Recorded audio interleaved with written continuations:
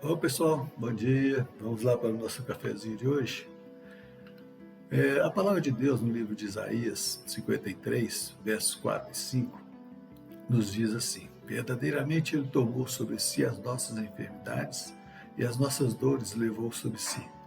E nós o reputávamos por aflito, ferido de Deus e oprimido. Mas Ele foi ferido pelas nossas transgressões e moído pelas nossas iniquidades. O castigo que nos traz a paz estava sobre Ele, e pelas suas pisaduras fomos sarados.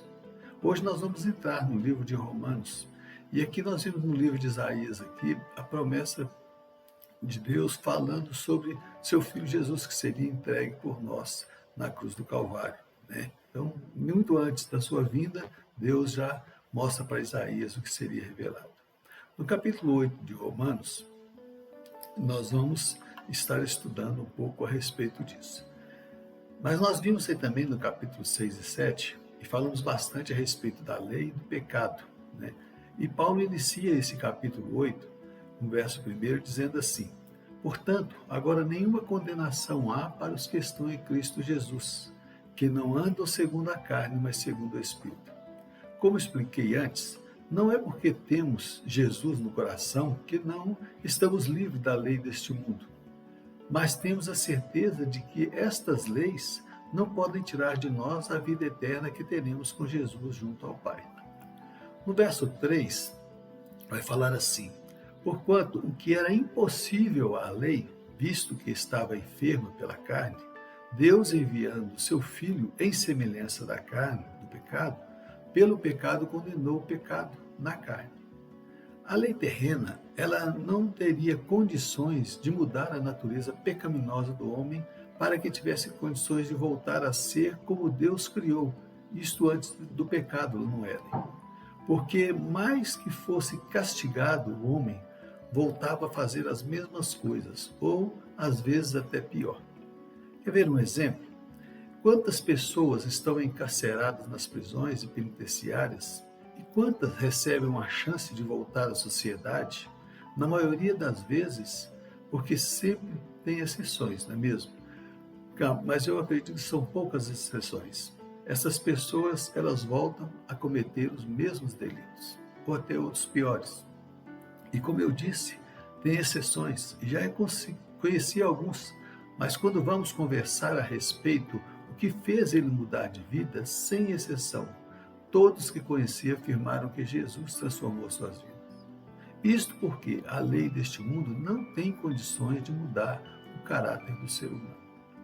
Paulo, escrevendo aos Gálatas, no capítulo 5, verso 19 a 21, nos diz: porque as obras da carne são manifestas, as quais são prostituição, impureza, lascívia, idolatria, feitiçaria, inimizades, porfias, emulações, iras, pelejas, dissensões, heresias, invejas, homicídios, bebedices, glutonarias e coisas semelhantes a estas, acerca das quais nos declaro, como já antes vos disse, que os que cometem tais coisas não herdarão o reino de Deus. Estas coisas estão entranhadas no nosso coração pecaminoso. E por mais que pensamos que estamos tratados pela lei dos homens, nunca conseguiremos ficar livres delas por nossa própria vontade. Como seres humanos, não temos condições de ficar livres delas. É por isso que muitos que foram tratados pela lei voltam a praticar os mesmos delitos. No verso 3 de Romanos, que estamos percebendo que Deus, sabedor da lei do homem, que era incapaz de redimir perfeitamente o homem, resolve enviar seu Filho, em forma de homem, sem pecado, vivendo as tentações do mundo, portanto, permanecendo fiel para dar a oportunidade ao homem de obter a salvação e a vida eterna. No capítulo 3 de João, quando Jesus se encontrou com Nicodemos e disse que era necessário nascer de novo, ele explica a ele que era necessário nascer da água e do Espírito. E nos versos 16 e 17 ele afirma: porque Deus amou o mundo de tal maneira que deu o seu Filho unigênito, para que todo aquele que nele crê não pereça, mas tenha a vida eterna. Porque Deus enviou o seu Filho ao mundo não para que condenasse o mundo, mas para que o mundo fosse salvo por ele. Aqui não vemos uma arbitrariedade de Deus. Cada um tem a escolha. É necessário crer, porque, como afirma o final do verso 17, Cristo não veio para condenar, e sim para salvar. É uma escolha pessoal de cada um. E à medida em que a pessoa passa a crer, recebe os dons do Espírito, citados também lá em Gálatas, no capítulo 5, versos 22 e 23, que diz assim: mas os frutos do Espírito é amor, gozo, paz, longanimidade, benignidade, bondade, fé, mansidão, temperança. Contra estas coisas não há lei. Mas por que estas coisas não há lei? Quando você passa a viver estas coisas, pode até passar por lutas, por aflições, mas vai ter longanimidade, paciência dobrada para esperar no Senhor, e tudo vai resolver. Todos esses frutos te levarão a ter condições de vencer todas as armadilhas que o tentador poderá ter contra você. Mas, como eu disse, a escolha pertence a você.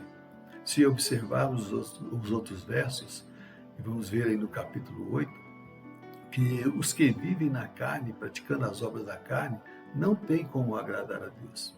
Mas aqueles em cujo coração reina o Espírito de Deus, o corpo dele até pode estar morto por causa do pecado, mas o Espírito estará vivo e junto com o Pai.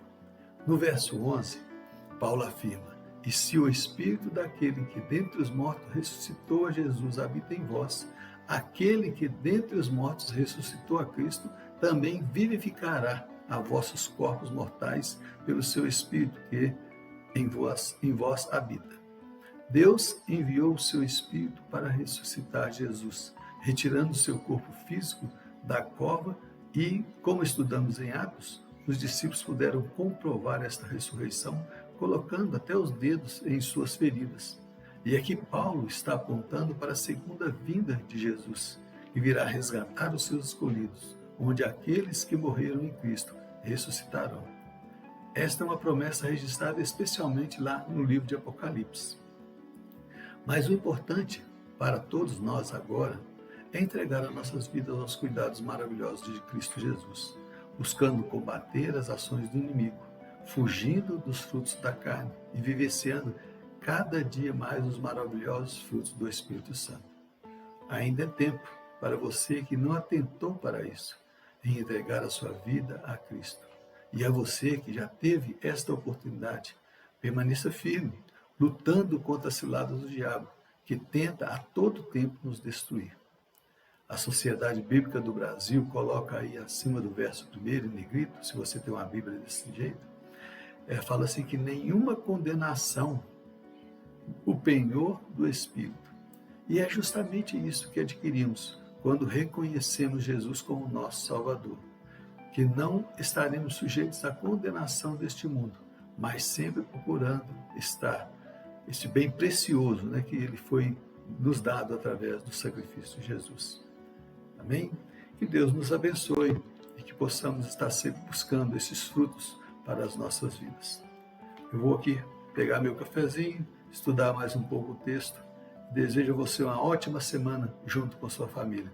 E até domingo que vem, se Deus assim nos permitir. Tchau, pessoal.